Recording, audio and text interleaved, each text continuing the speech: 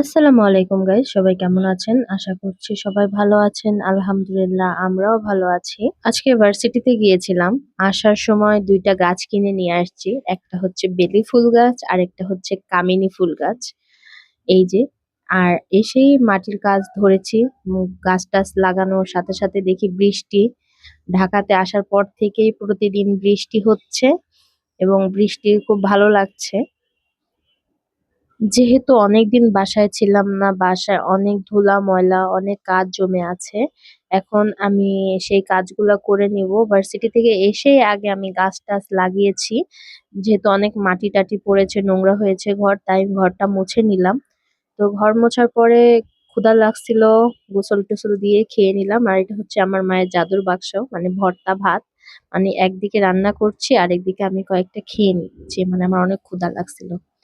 এই যে এখানে রান্না করছি হচ্ছে পাবদা মাছ দিয়ে পালং শাক চচ্চড়ি, যেটা আমার হাজবেন্ডের খুব পছন্দ।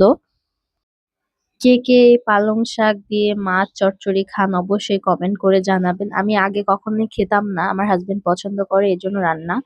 আর এখানে বেগুন আলু দিয়ে হচ্ছে রুই মাছ একটু ঝোল ঝোল করছি, আর সাথে তো ভাত আছেই।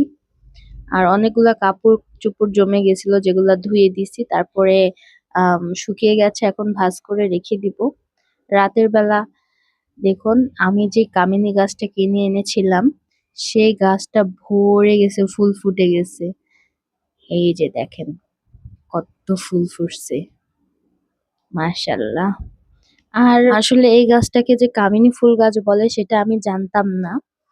আম আমার কাছে কিনার সময় ঘ্রাণ অনেক ভাল লাগছিল, এই জন্য আমি কিনেছি। আর বেলি ফুল গাছটা দেখছেন, এটা আমার আগের গাছ। এই গাছটাতে এই বছর অনেক ফুল দিয়েছে। তো এই যে আবারও নতুন করে কলি আসা শুরু হয়েছে। এই যে নতুন যে গাছটা কিনেছি, যে কলি গাছটা ভরা ওই রকম গাছটাই ছিল কিছুদিন আগে। আমার হাজবেন্ড প্রতিদিন আমাকে ছবি পাঠাইতো। এই তো আমার বেলকুনি, মানে আমার বারান্দা, আমার খুব শখের জায়গা এটা। আমি চিন্তা করেছি আরো কিছু গাছ লাগাবো। সবাই ভালো থাকবেন, সুস্থ থাকবেন। আল্লাহ হাফেজ।